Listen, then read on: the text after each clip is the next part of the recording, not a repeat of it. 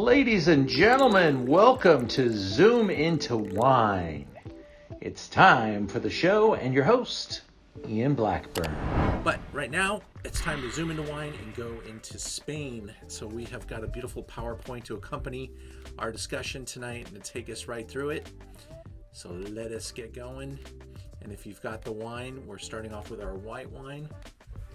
And I'll tell you right here, I don't know how many of you have been to Spain, but I love going to Spain. I love going anywhere, but Spain, anywhere that makes wine is so exciting for me. And any place that's got rich history and I haven't seen before, it's always exciting. I mix it up every time we take a trip.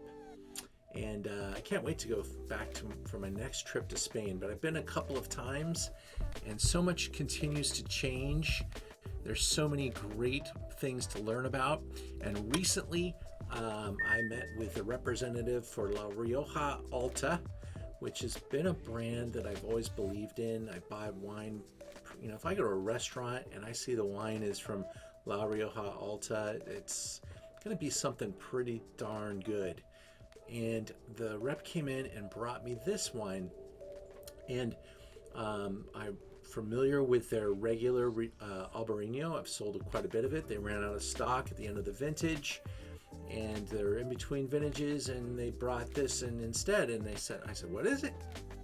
And it's a blend from Rías Baixas, where Albarino is from, and they use a couple other indigenous grape varieties.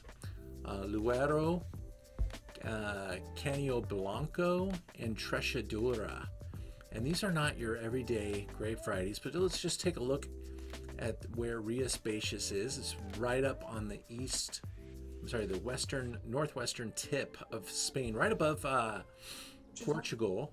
And so that's why some of these grape varieties like Albarino, and they just spell it a little differently in Portugal.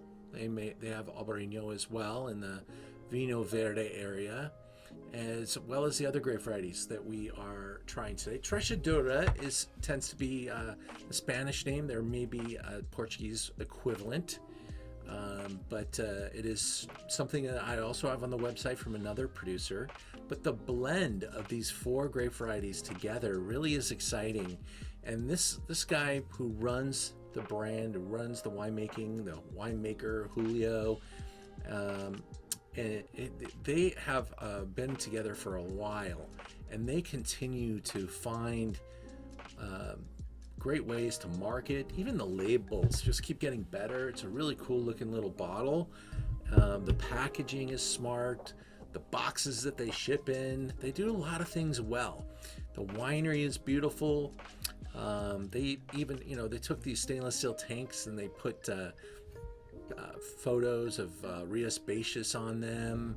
So you walk in and you're kind of like in the vineyard, in the land. They just do little things that make them special. And this Rosal wine, Rosal is a part of Rías Baixas, is a blended wine. And they have about 75 acres, I think, is what's planted in Rías Baixas, which is a pretty large chunk, because this little part of Spain is really split up, inheritance and stuff like that. They keep giving little pieces here and there. So to find a big chunk in Rías Baixas is pretty impressive. And the wine that we're trying here, this little white wine, when I discovered it, I smelt it, I tasted it, and it kind of haunted me. And I'm like, wow, that was really good. And I picked it up, I looked at the color, swirled it around, looked at the color. When I grade wine, and I got to grade wine for a couple of pretty famous authors now in the wine world, we tend to use a 100-point scale. And that 100-point scale is 15 for color. So when I looked at this wine, I'm like, there's nothing wrong with this color. Maybe a half a point. Just because, I don't know. But I said 15 on the color. I smelt it. 25 points for aroma. And the nose on this wine just makes me salivate immediately. It's super high in saline, and it's got this really pure notion, and it just takes on a lot of personality. It's definitely got the kind of the quintessential stone fruits, like white peach, maybe a little apricot, maybe a little zest of citrus as well.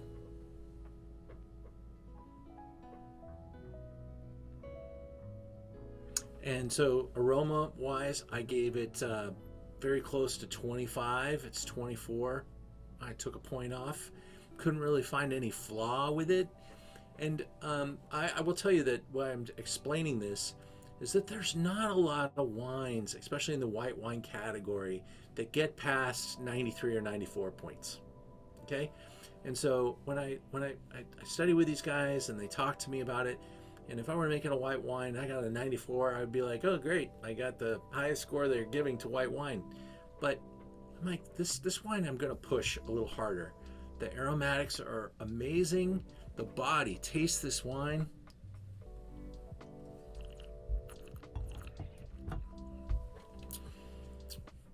It's got just the right amount of roundness and creaminess, and that comes from lees. And there's just really innate quality behind this wine. I love this unique blend. There's no, they didn't take some major road and say, let's just do it the way the market likes it. This is really kind of a risk-taking wine. And I think it just, after you taste a little bit of it, and then you get, by the way, the body is 25 points. I gave it 24. I took a point away. I don't even know why. But I said 24, maybe it could be a little bit bigger. I don't think it would be better. But, you know, I'm somewhere around 24, 24 and a half here. And then overall, I just really loved this wine. And it's a 35-point score for overall impression. So 15 for color, 25 for aroma, 25 for body, and 35 for overall impression. And I just barely could take anything away from this wine. I took about a half point away here. And I came up with 98 points for this white wine. And I know the score is a little extreme, but I would dance up and down and say that this is just an incredible little bottle of white wine that delivers. It's, you don't even think about price when you're scoring. The fact that it's $21 has nothing to do with my score. It's just a really good, assertive, creative, artistic wine that has all the principles that I think a great wine should have, and it just happens to be a great value as well. And I hope you love that as much as I do. Is anyone tasting it with me tonight? Licia, did you taste it? I did. I had a question for you. Was it meant to be chilled or not? You know, I'm tasting mine at room temperature. Okay. And when I tasted it with the supplier, it was pretty cool. It wasn't super cold. I think it's better a little bit warmer. Because I feel that it needs to open up now, because I think, yeah, the cold kind of just... It shuts it down. Stifles it, right, stifles it, yeah. For sure. But it's delicious. What varietal that we are more aware of would you compare it to? Well, Albarino has become a big deal. Okay. And that's these varieties, Luero, most importantly, is the primary grape in Vinho Verde, typically. But Vinho Verde is a place in northern Portugal, and a lot of people think it's a cheap wine. It is not. It's a place. And they are making some amazing advancements in Vinho Verde, and they do use Albarino in Vinho Verde. They just put an H on it, like it looks like Albarinho, and Luero, and also I'm not familiar with Canio Blanco. I think that's just an indigenous variety in Ria Spacious, and I had an incredible day today, one of the high points of the day was I was able to go to an incredible lunch today and meet a bunch of Spanish wine experts. Oh, wow. And we were talking about the land of Ria Spacious, and how hard it is to acquire land there now. And it's pretty much fully planted and spoken for. And if you buy a parcel, you're going to be buying like, maybe you find a parcel that's like 10 acres or about 4 hectares that someone will sell off or is left over or something like that. But there's no large pieces of property anymore in the area. And the big brands own a lot of it, but there's a lot of small producers. And this producer, I wouldn't say they're small. They're at the high end of the food chain inside of Rioja, and like many of their successful Spanish counterparts in the business of wine, you don't just make more and more Rioja. You start to diversify and find other areas to invest in, other grape varieties, create other wine list options so that you can maybe come to an account or come to a town or city or marketplace with more than just one trick pony. And so they diversified up here into Ria Spacious, and this is the first time I've tried this wine. I'm not sure if it's been made for many vintages, but I've never seen it before. I think we were one of the first places to get some. I didn't find it on the internet anywhere. And then as soon as I gave it that 98 score, it got 96 from another publication, which I was happy to see. And that gave me a little bit of confidence. But I wanted to step out because this is one of the best wines I've tasted all this year anyway. It's not that it's only 2 months in, but I've tasted hundreds of wines so far this year, and it's one of the best. I'm really happy with it. I took a pretty good chunk of it because I'm pretty sure with the scores and continued press it's going to be getting that it's going to disappear. So I'll have it for a while. Otherwise, I'll be drinking a lot of it. That's the game plan. We'll help you. All right. So, cheers. It does open up a lot, and it's yeah, it's got almost like the smell of a white peach. I was going to say stone fruits. Yeah. Which was not apparent when it came out of the refrigerator. And it's really, the aromatics are just tremendous here. And I wouldn't say that all Albariños have that. So I'm really going to lean on those other varieties, creating some of this accentuation. Now, all these grape varieties were pressed together too. So this wasn't like contrived. They weren't blending small portions. This was a vineyard called in Rosal that they picked the entire vineyard and pressed it all together. So maybe the proportions are because the winemaker figured out how much of each grape variety will complement in this wine.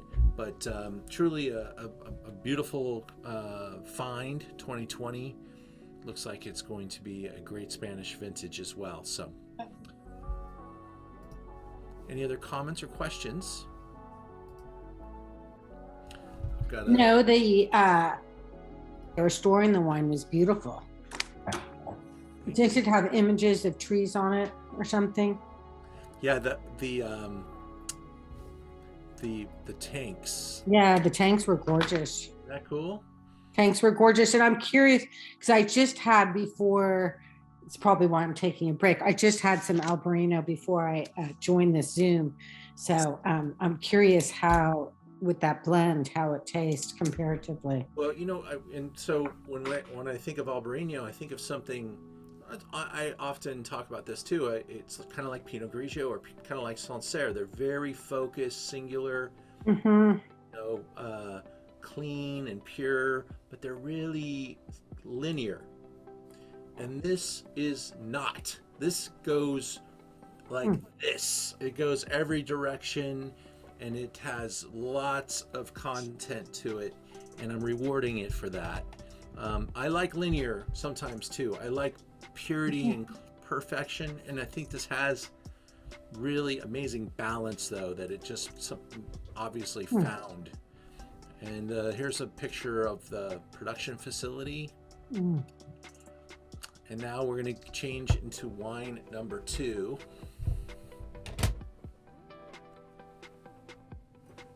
You are gonna.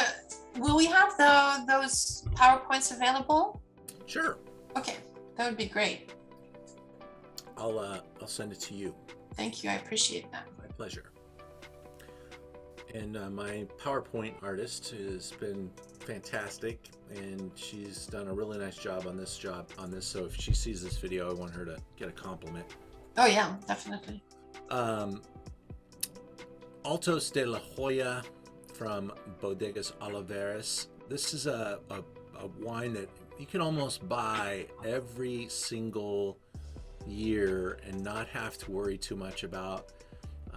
This is a really successful little brand. It's been around for since 1930, and it comes from a different part of Spain. We're down in the south east corner, a little bit above Jerez, Andalusia, and next to La Mancha, where all your Manchego comes from.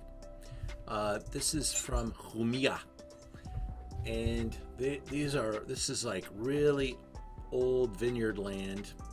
And what I found when I went to Spain, I was telling being told some of the stories that a lot of these vineyards were planted a long time ago, and in like many parts of Europe, after World War II, all the marketplace for wine and stuff was pretty bad, and people just abandoned vineyards and left these countryside towns to go where the work was. And so literally in Spain, if you had a business plan and signed a contract, the Spanish government would give you the land if you would put people to work and create jobs, because people were just leaving. And it's still a problem for Spain. They still have what's considered brain drain in Spain. All the bright young talent that goes to college leaves, and they go get bigger jobs. And so the populace of Spain does not grow, and a lot of these wines that they make are really made for international distribution. Of course, they have some amazing restaurants all over Spain, and they drink a lot of their own wine. In fact, they're very proud, and much like Italy and France, wherever you go, you're in France, you're drinking French, and whenever you go in Italy, you're drinking Italian. But in Spain, the same. Okay. With this wine, we're drinking a grape called Monastral. And this is the primary grape in this area of Murcia.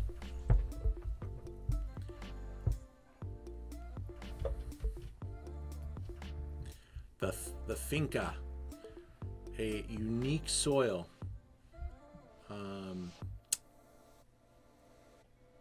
combination of sandy soils and high percentage of chalk that allows the Monastral vines to be resistant and be ungrafted. Now, this part of the wine world was devastated by phylloxera, and certain soils phylloxera has a hard time in. So these vines are old vines, they're ungrafted, so they never went on to American rootstock, which is, we potentially gave them the phylloxera by giving them some of our vines in the first place. And then when they planted those vines, the phylloxera propagated their soils, and their vines weren't resistant to the little microorganisms that our vines are resistant to. So they now all of Europe has to plant on American rootstock and then put some of their indigenous grape varieties on top of our roots so that the little microorganisms don't eat their vines.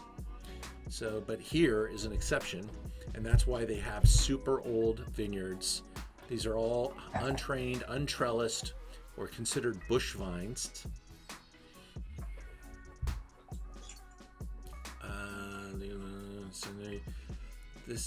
To this day, 99% of European vineyards can only survive when grafted to American rootstock. There we go.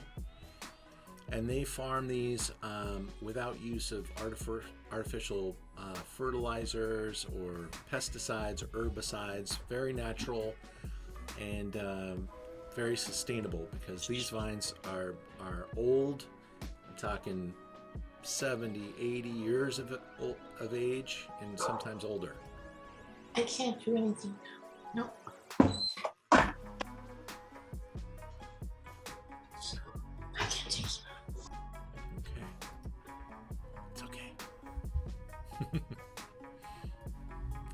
A little timeline. So 1960s, the family got together and got started on expanding their sales. Of course, we went into an era of really difficult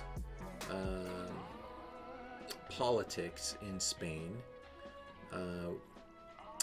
They had a totalitarian dictator for quite a long time, Franco, and the U.S. did very little business with Spain, but there were markets that they could grow into.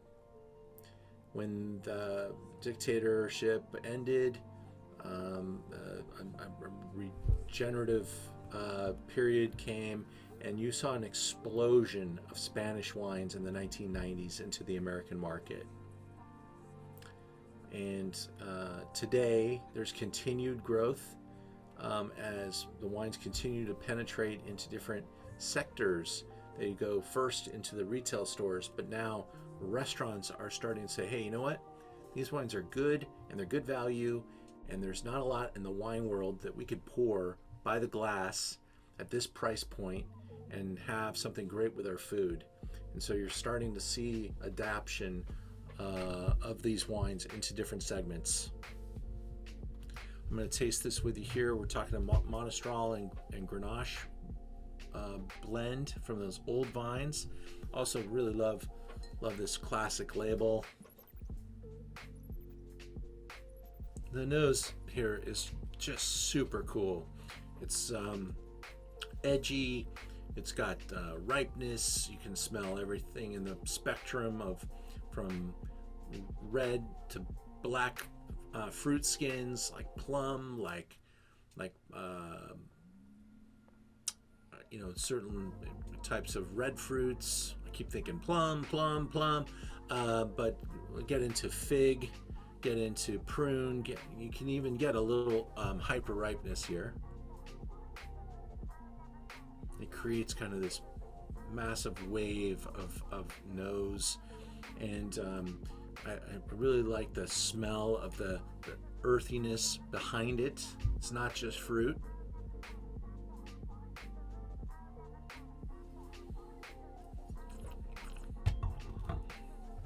Really good concentration. Wine at this price point, around $13 a bottle. This is just hard to achieve something that has fullness and richness and ripeness and concentration, power. It's not powerful, but there's enough power here to really satisfy any type of red wine drinker. Even if you're into New World dark inky wines, I think you'll find some pleasure here. There's great acidity, wonderful balance, just a delicious value year after year. It's a consistent wine here. We sell it with repetition, and sometimes it gets a little hot. I started noticing that the 2019, when we had it, sales are getting a little too fast. What's going on? And sure enough, price increase. So we saw they felt it too, and they said now's the time to take price. So they took the price up like $1 a bottle, and the world's all doing that. So you're gonna keep seeing it creep towards $14, $15 at retail stores, but still at that price, it's really hard to pick a problem with this wine. What do you think? Anybody have any comments, likes or dislikes? Jennifer, what do you think? I really like it. I mean, it reminds me of Spain. I mean, just smelling it, I just sort of like, wow, just this sort of spicy kind of pepperiness to it that almost, my California brain says, oh, like it's like a light Zinfandel sort of reminiscent in the nose to me. But more than anything, to have a fresh red wine that has enough body and ripeness and interest to it. I mean, it's sort of a kind of a no-brainer. Yeah, I love to drink expensive wines whenever you have me over, but on a day-to-day basis, I love finding stuff that I can go to at this price point and open it even with friends and not be embarrassed and have something that's quality and it's just easy. And I think it's even better than that. Okay, because a lot of wines are easy. This one's better than that. And Monistel is the equivalent of Mourvedre, so you can see how it fits into California wine, but I've never had it where it's mostly Monistel and it's just like mostly Mourvedre, which in the States you don't drink on its own. I mean, in the Rhone Valley, there's like almost nothing that's pure Mourvedre. They use it as just a balancer. Yeah, well, it's a big part of the rosé program in Provence, and there are pure plays on Mourvedre. I have one on the website from the south that I like, but it's from the southern part of France that's called the Southwest, and Languedoc. Languedoc. Yeah, and it's wonderful, but it's not a wine that pulls through very well. Monastrell is not. I bet Monastrell is probably as well known as Mourvedre as far as a grape variety. So Spain's doing a good job positioning this wine, and obviously it responds perfectly in their terroir. What would you pair this with? Lamb? I think it's going to be. When you go to Spain, you're probably eating a lot of olive oil. Jamon. Anything that's the tapas, for sure, especially with a little jamon on them. So all kinds of almonds, of course.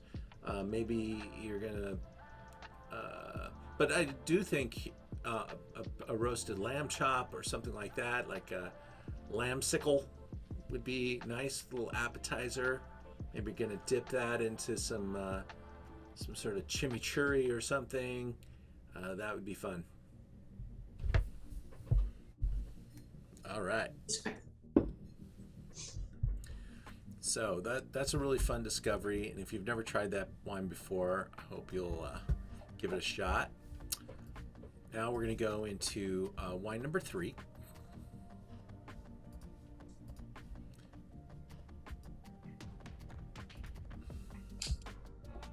Emily, good to see you.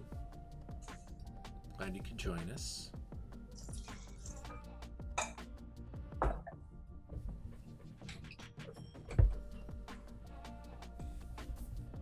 I remember I was a wine salesperson.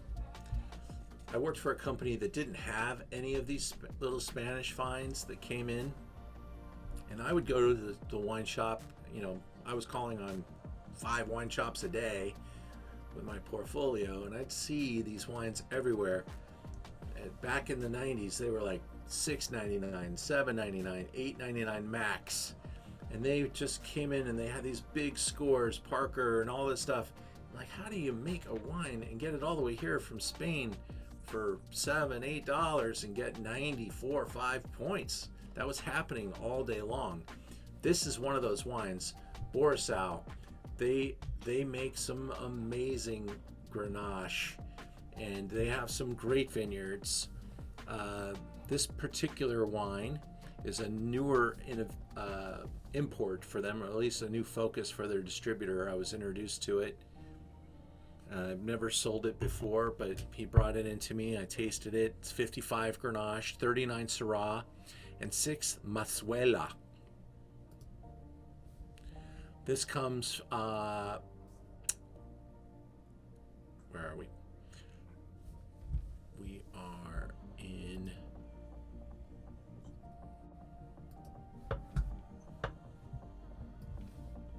Campo de Borja. Yes, there we go. Okay. And as you can see, it's up on the northern part of Spain next to Pendejes, and there's your Rioja right next to it. So this is a healthy growing zone. There's Rioja right over there, Castilla de Leon, the northern part of La Mancha. Over here's Catalan and Pendejes and all the other areas over there. But right here is Campo de Borja. And this there's evidence of winemaking that goes back to 1203 in this area. Now, I was taken to a vineyard in Rioja where the Romans planted it about 3,000 years ago, and the evidence is this big cliff with massive stones on top of the cliff, and they took the top stone and they like carved out like a large, almost like a bathtub in this rock, and they punched holes all the way through the rock. So they dumped the grapes at the top of this cliff, and then they dance on top of the grapes, and the juice would just flow down the cliff into the casks. And there's evidence like of this type of winemaking throughout Spain. This is how they got the wine from Spain and took it back to Rome, is they put it in the casks. They didn't have barrels back then, but I think barrels came along in like the 1500s, maybe before. But in earliest parts, it was all done in urn or some sort of clay pot.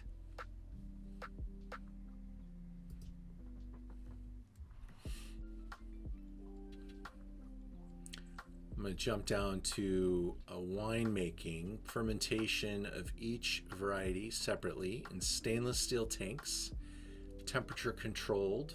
And we control temperature on fermentation to not cook fruit, because if you leave it on its own, especially in a large stainless steel tank, the center gets really, really hot, and you'll basically cook the fruit during the fermentation process, because temperatures can get very, very high into the 150 range in a big tank, and even higher. I've seen grapes bubbling and boiling, and that's not optimal for quality wine. 15 days total. The wine is aged for 12 months in Bordeaux barrels made of French, that's 90%, and 10% American oak. So 1 in 10 barrels is American oak. Okay, let's taste this puppy.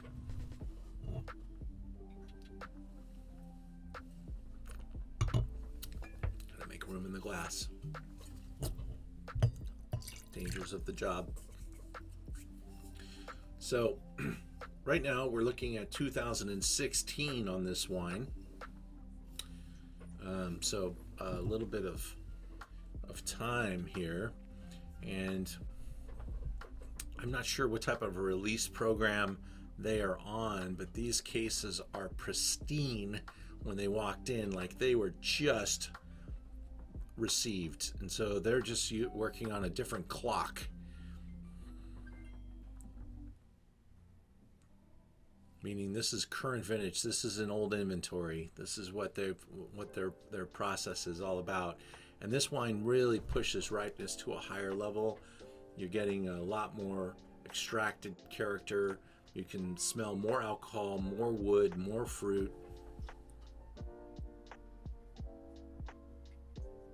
It's very spicy.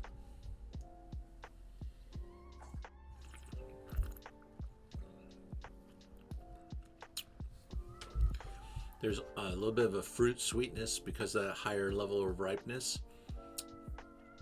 Still good acidity, but it's pretty ripe and pretty rich, and it's definitely going to appeal to people who like bigger, riper style wines. This wine comes in at the 91 point score. I think it's a good score. I'm operating on the fly. I don't see any problems with it, but this wine, as opposed to the last red was a little prettier, a little more restrained, you can actually smell vineyard. Here you're replacing that with a little bit more ripeness, a little bit more wood, a little more candied fruit. And I think, what do you think? Yeah. Plum? Does it push it? Is it too ripe for you, Licia? Well, you were talking about cooking the wine. It makes me think of compote. It makes me think of that sweetness where you don't have the fruit anymore, but you do have, the kind of muddiness of a cooked fruit. Sure. And it's not as silky as the one we had before, which was really velvet on the tongue. Yeah. This one is a little bit more. This one's plying and pressing. It's more edgy. Yeah, it's definitely going for a little bit more fuller, riper style. Sometimes more can be too much, and I think for some this wine might not be enough. I mean, this is just kind of a nice value instead of a bigger, riper category. It's fighting to make a little more hedonistic statement, and I do like it. I think that at the price point, it's a little bit more, but I may fall onto the prior wine for my personal preference. But I would wait to talk to the client and see what are they looking for. Maybe more of a wine of an earthier old world character like the Monastral, or something that's made with a little bit more modern, riper style with a little bit more wood and aggression. And I think this wine has that. You know what this makes me think of also? It makes me think of sangria, where you have all those different types of fruit mixed in. Sure. Orange peel. Yeah, it's a little bit like a hodgepodge of shiny fruits. It's pleasant to drink, but compared to the one you had before, it's. Well, even the one before, very Jennifer said the one before kind of remind maybe a little bit on the edge of like a Zinfandel, and this may be just like a little different, riper Zinfandel. It's got kind of goes for it just a little bit further, and I think they're for a similar client, but I just think it's about personal profile and what you prefer here. And I think the wine stylistically kind of edges a little bit more towards more of an aggressive Rhone category, whereas the other wine kind of to me is more innately Spanish, and this wine feels like it's fighting for that Rhone customer, that Côte de Rhone category. Yeah, I was gonna say it definitely has like even though where you see like on the map where it's located, it feels like it was like a warmer climate, like there's a little less freshness. And then I think, the age on the wine I think has done, good things for it. I think that, the fact that it's a 2016, I mean, if this was a 2018, I think you'd be even, more kind of blown away by sort of some of the character. Yeah, sort of some of the. Yeah, I think it's probably more relaxed than it was a few years ago, and I think the age is probably helping it in that way. I agree with that. Yeah, and that might be part of a necessity when you're making a wine like this. A little bit more, the time in the wood is one. That's going to take a year right there. There was no time in wood for the Monastral. It was time in fermentation and maybe tank age for a while, but really didn't see that much time. It's a 2000 vintage, so this one probably requires a good year or two in the bottle. All right, we'll move over just to the east for wine number 4 to another great find, and this is from Priorat. And years ago, Priorat kind of came out on the scene with some flashy wines. They got some big scores. They were really expensive. Oh, let me see what's going on here. Here we go. Here's our Priorat. So Priorat kind of comes on the scene, gets some big scores. People will start saying, what is this Priorat about? It wasn't very well marketed. It wasn't very well set up. There were some wineries. They did a good job. They got some attention, and then the prices went to Pluto. And pre-rot became a very expensive category. Since then, there's been a lot of innovation in the category. Because it got really expensive, a lot of people like turned their back on it and said that's too expensive. And so there's this new wave of energy in pre-rot, and some of the expensive producers are like, all right, we're going to make a wine that's a little bit more reasonably priced. We're going to introduce people back into pre-rot. We're going to build the category, and maybe they'll get up to some of our expensive wines, because some of the most wow wines on the planet come from pre-rot. And this producer makes some of those wines, so he has a lot to gain. Alvaro Palacios, the Palacios family, have holdings all over Spain. This guy is truly a legend in the pre-rot category. And this is the Camins del Pre-rot. We are just like bottles away from rolling into the 2020 vintage, but anybody that got tastings from us for this is in 2019. They're incredibly equivalent. I think they both even got the same score. Maybe even 20's a point higher. But this pre-rot area is here in the Penedès area, very close to Barcelona. It is basically in the center of Montsant.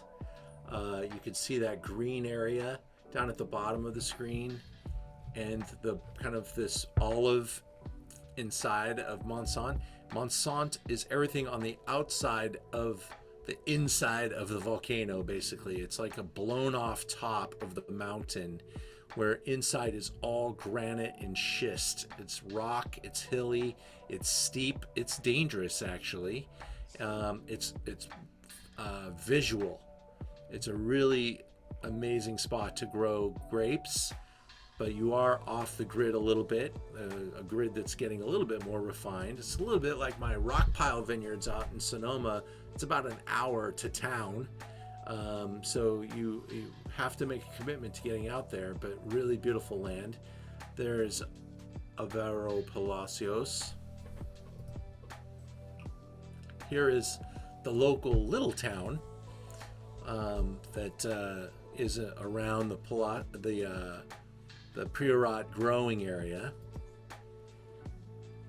Now, Alvaro Palacios arrived in pre-rot in 1989 and was one of the pioneering Gang of Five, they call them, and came out with the dazzling 93 La Ermita, which is kind of, that looks familiar. It's like Hermitage, but they called it Ermita at the top of the mountains of pre-rot.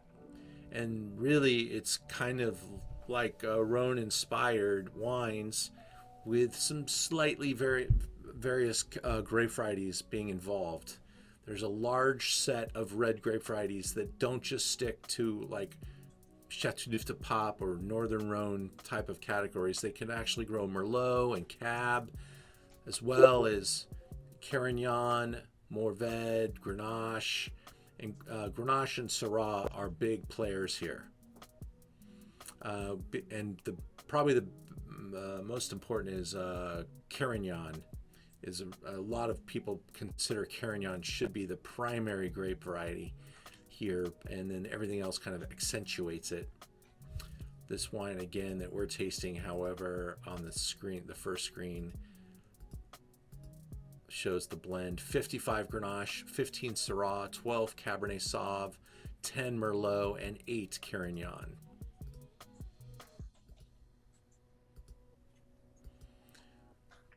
He's the elder statesman of the area, so he's really been involved in the politics, setting up the hierarchical structure, making sure that there's respect for the rules and pushing for quality elevation.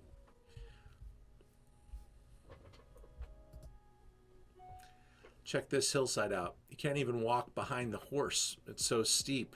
The guy has to train or lead the horse from the row below.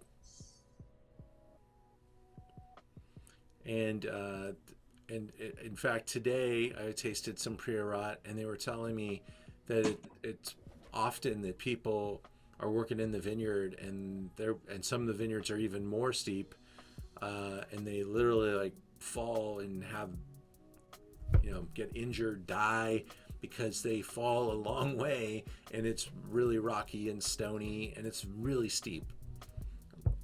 And a little unsafe. And in California, by the way, you're not allowed to plant on a vineyard that's got a pitch over beyond 30 degrees because it's unsafe to farm it. Ian? Yeah.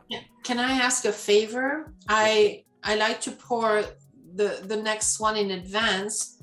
Yeah. But I didn't put the right bottle, so I don't know how to recognize the wine you're talking about right now. Oh. I have one that has a more red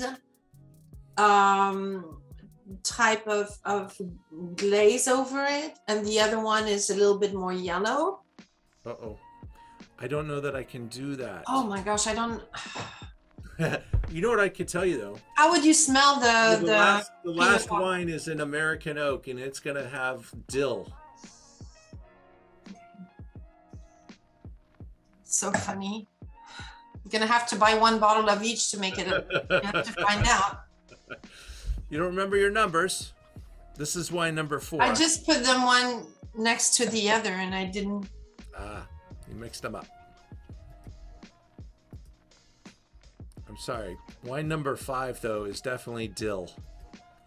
It is a very traditional Rioja. So This is delicious. yeah, this one should be elevated in quality. I think, we're at $20 in price point here, and this soils here. Look at this brittle schist.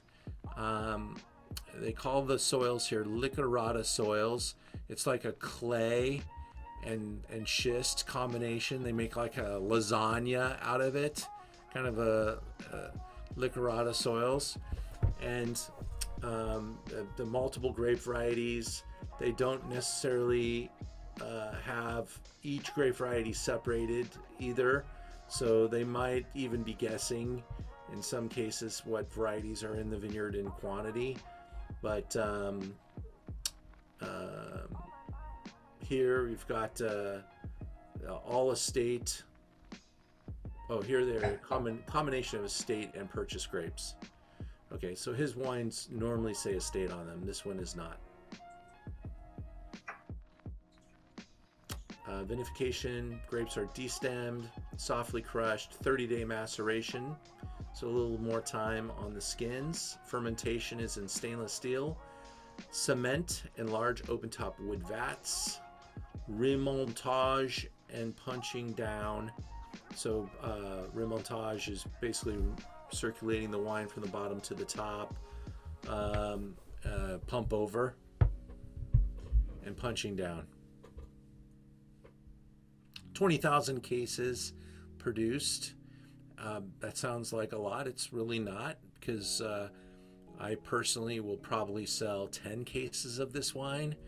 So that's it's a wine that does really well. It gets great scores, and I'm going to taste it with you now.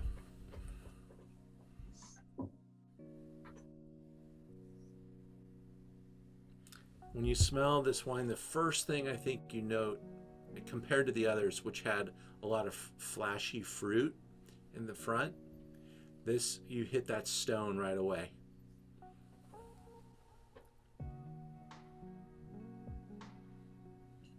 And schist, granted, even has a more pronounced stony character. It's almost like the impact peat has on Scotch.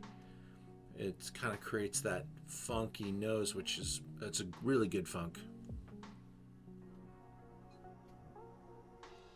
Here, I think it smells like graphite.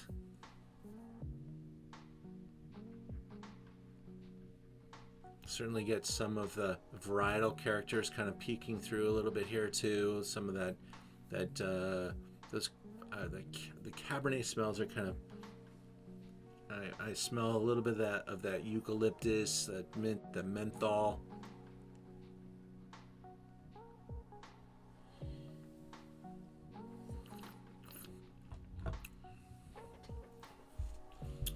A little more richness and fleshiness. A little more tannin as well. This is not a bruiser though. This is definitely entry level. These wines get utterly outer-worldly in their biggest forms. They can really take on some power, and that the evidence of that rockiness in the soils and the older vines, they take wine to an all-time high level. I have a couple Priorates on my website that are close to 100 pointers that, they're $150, $200 bottles. I only carry 3 or 6 of those when I can. But this is a wine that you can drink and find pleasure drinking, maybe even on its own. But I really like the persistence of this wine, the weight of this wine. It's not too heavy where you got to like hold it off for a particular occasion. It's just something I think that would reward a little bigger and bolder type of food. So. Yeah, I think it's got a good balance between those big features.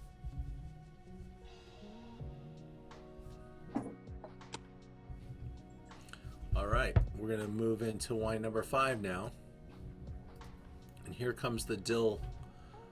Get your nose ready for that, because we're going to drink some, again, we kind of bookended this event, La Rioja Alta. There's only a few wines in the store that I carry multiple SKUs from. The Albarino, by the way, doesn't say La Rioja Alta anywhere on the front. In fact, it doesn't even say it on the back either. So they own this Albarino blend that we started with, but that's not the way it's marketed. It's marketed under their Pazzo di Sioni brand. La Rioja Alta, though, is a very famous Rioja house, and I have been to this wonderful place, established in 1890. This wine that we're going to try is 78 Tempranillo, 22 Grenache, and this is a $40 bottle of Rioja. It is the 2012 that we're tasting. This is a Reserva. The 15 wine is already on its way here. I bought the 12 maybe a year ago, and I'm just down to my last case now. And they came and tasted me on some of these wines, and they did not make a 13 or a 14 Reserva, or at least they didn't import it here. And here we are looking at where Rioja is in northern Spain. Bilbao's just above it. I don't really like this. This map doesn't look super accurate. Rioja's kind of here more, and it follows along this river, as you can see here, and literally a lot of the old houses are built to put their wine after bottling on the river for transportation, to get it down the river for transport to the export markets. And that was one of the secrets of its success, is having that river available to move the wine. Now, clear those marks and go to the next slide.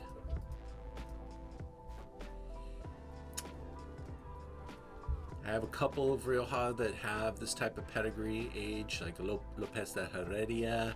I have a lot of, I have 3 wines from Lopez. La Rioja Alta does not necessarily maintain the same ethos as Lopez. Lopez doesn't believe in moving or cleaning the wood barrels. They just fix them. And they believe that even the spider webs in the cellar are part of their experience, part of their ecosystem and their balance. So when you go to Lopez Herreria, you see all kinds of stuff that makes you go, and you might even smell that in some of their wines. This is an old school style, okay? They take their fruit, look at these vines, they're beautiful old vine fruit. They make their own barrels. They use very low yields, a very good winemaking team. They literally do all the barrel work in-house. They tend to use American wood because it imparts a certain character to Rioja, but it's also part of the history. And remember that the Spanish and the French, there were long periods of time where they didn't get along all that well. Could argue that's still the case.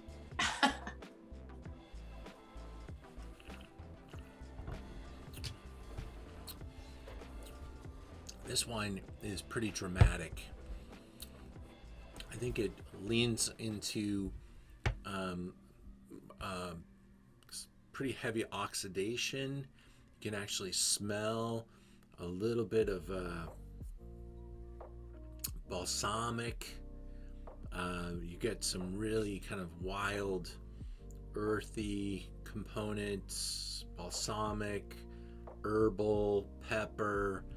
The wood is a big component of the nose, that butterscotch and dill.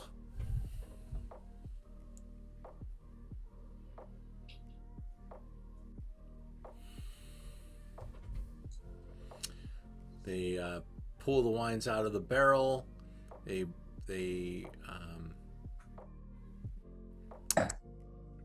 get down to just a little bit of wine left in the barrel, and then they basically move the wine from barrel to barrel, cleaning it by leaving the solid leads in the barrels.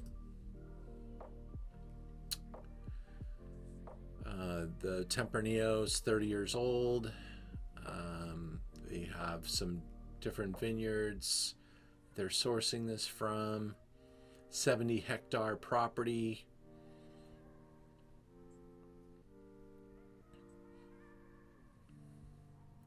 Viña Ardanza.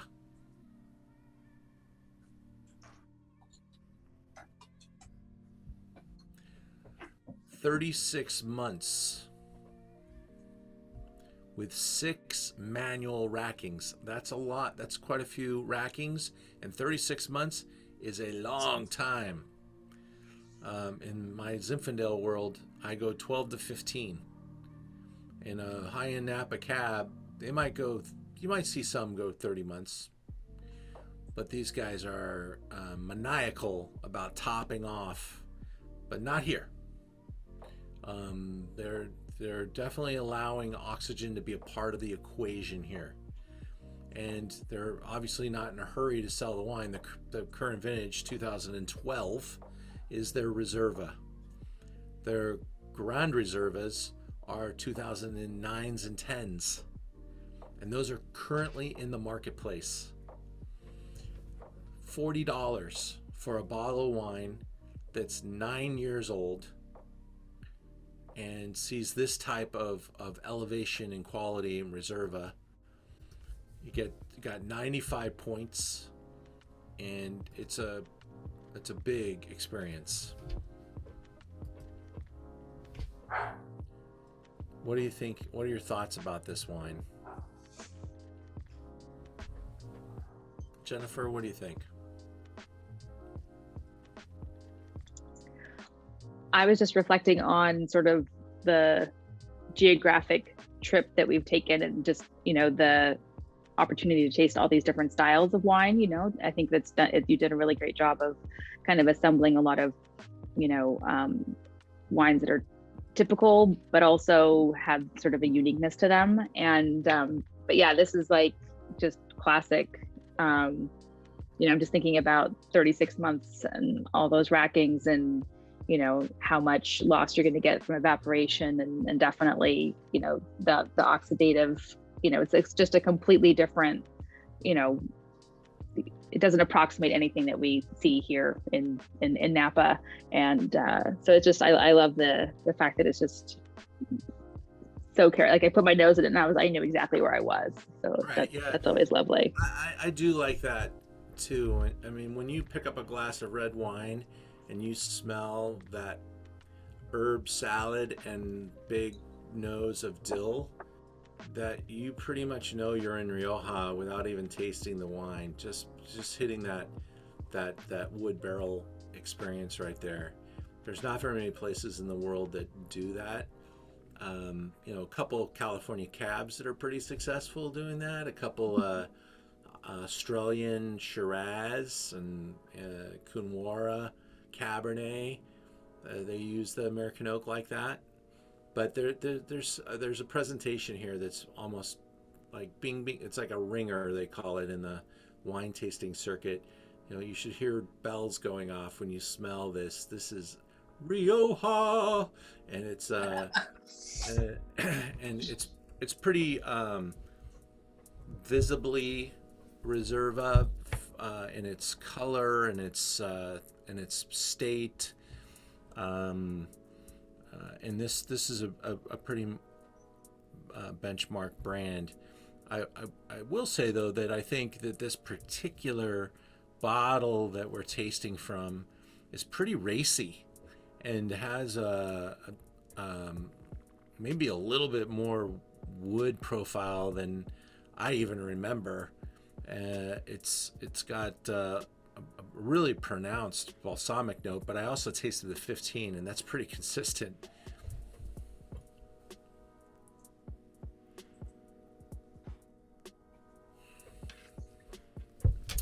I had to like taste it like 3 times. I was like, is this one got any cork on it? Is there a corkiness to it? I did not pick it up. I smelt it and tasted it, and it still doesn't. In fact, it's obviously not. But that there's so much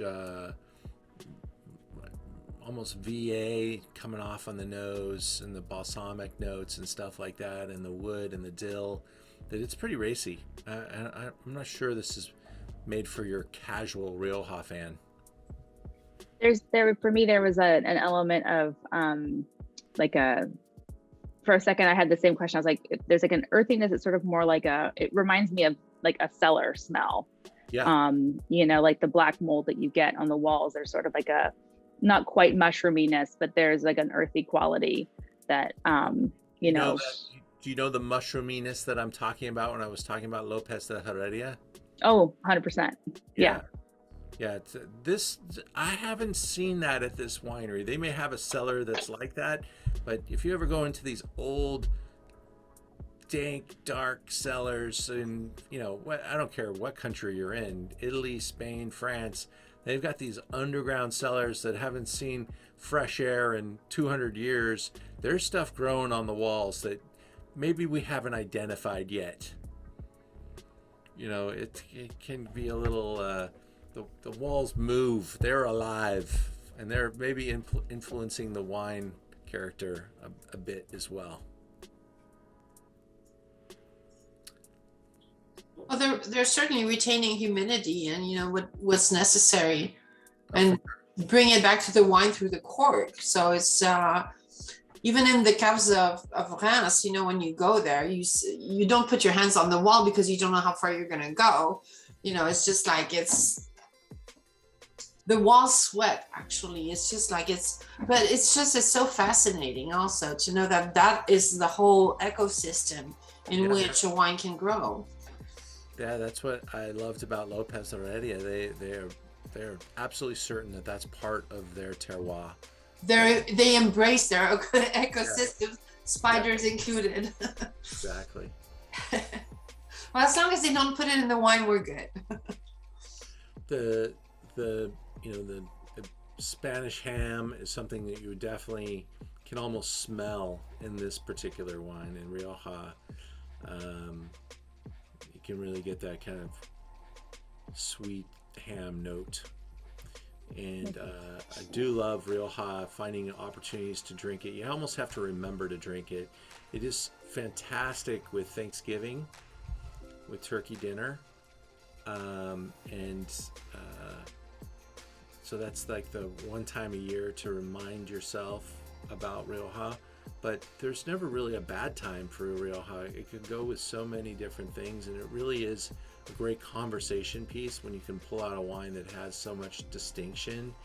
And also 2012 for $40. If you go to a restaurant and you could buy a bottle like this, maybe $100 or less, that's really pretty cool. And if I were a restaurant like a steakhouse in California, I would definitely have a reserva of this notion, just to have some depth and not just be selling, emphasized wines that are brand new, straight from the distributor, like most restaurants have to do. So it's fun to see what age can do to wine, and this is a great example. Well, I just have my little end of program commercials for you guys, just to share a couple things we're working on. And I thank you guys for joining. Trip to Spain? Well, we won't be doing Spain this year, but and in fact, my little trip to the Rhone, I had to push it off to next year because we've got a lot of things happening in Europe right now. I'm so happy. Yeah, you're happy. I know, because maybe I can come. Figure it out. Okay, well, Yeah. then I'm happy too. Yeah, we had a lot of people on the fence, so I just took the pressure off as it was coming at us pretty fast. So I'm not going to talk about the sold out event this Saturday that everyone's emailing me to go to. It did sell out, 600 people. It's not my event. I did all the wine procurement, and I'll be there, but we'll move on from that. It's not. Tell us. No, tell us. You can't just. Yeah, you're giving us a carrot. Well, I produced an event with Orange County Magazine. It's the restaurant week. It's down in Newport Beach, right next to the water. Well, actually, it's not. It's they moved it to the Irvine Spectrum. I'm sorry. They were going to be down by the water, and they moved it to the Irvine Spectrum so they could fit a larger audience. They have 25 restaurants. We got 10 great wineries there, and a lot of chefs are coming out. And the people of Orange County just woke up, and we sold all the tickets already to LA people. So they're calling me asking for more tickets, and there aren't any more. So no, it's going to be a huge audience. They did a great job of marketing it. There's 100 people marketing this event. All right. So my tasting. Well, thank you for sharing. It's okay. Yeah. You don't have the best people there, so that's fine. I want to keep you for myself. So next Wednesday, here's the rare wine tasting. Dominus, Bruno Giacosa, and Henschke. We're tasting Giacosa Falletto Barolo, 97 points. We're tasting Henschke Mount Edelstone, which they call Baby Hill of Grace, 96 points. And the Dominus 100-point wines, $90 a flight. I've got 4 spots left. Already signed up. Beauty. Me too. I'll be there.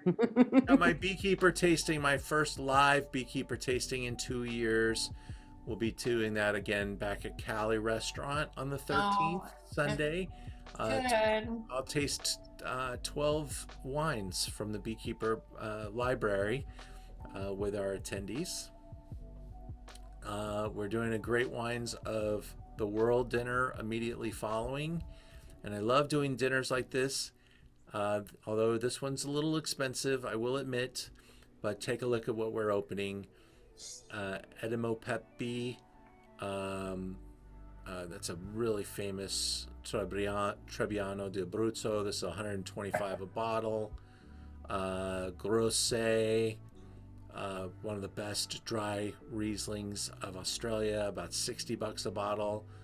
the 97 Point Chakra Chardonnay, $110 a bottle.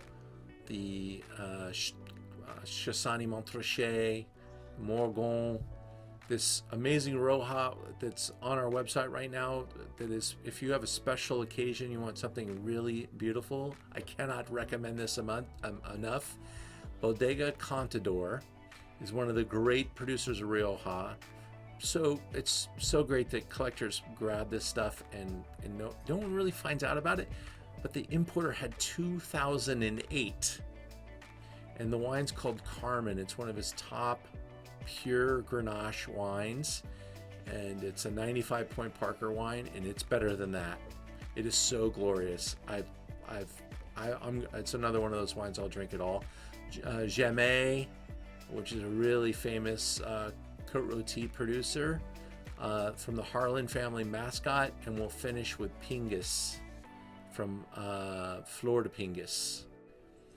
And then as we grow the audience, we add a few more wines, and we average a bottle per guest at these dinners. That's how we do it. So even if you can't come to this dinner, try to come to another one. The menu is on the page. How is Kevin doing? He's coming out okay with. He survived it. I mean, yeah. Good God. The restaurant's closed, and he survived it. He did. He got his start again this year. Yep, and yeah. He said he almost put a drive-through window in the back. It was all takeout. So, yeah.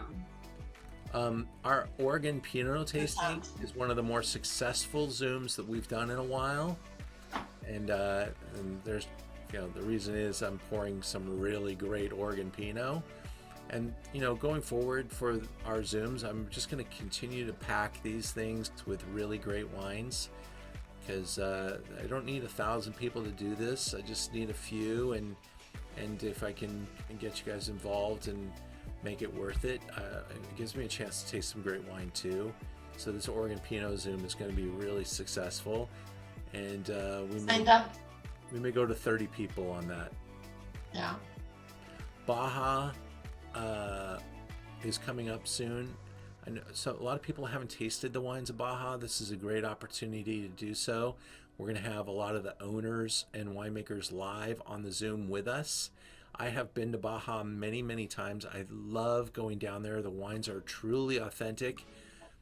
They are not like California's Southern California wines. They are more like Mediterranean wines. And I really think that they continue to make better and better wine. There's so much talent going down there, and some of my favorite people in Baja are involved in this project. And so you get the whole experience for only $49 to be able to taste all 6 wines. And as the event gets closer, the event will go to $60. You can get a bottle kit for $210 and get all 6 bottles. I just signed up for that one, Ian. Thank you. It's a lot of fun, the STARS events, and that's what my team and I spend a great amount of time doing, putting these events on. We do it once a month, and next month after Baja, we'll be going to Italy with our Stars of Italy.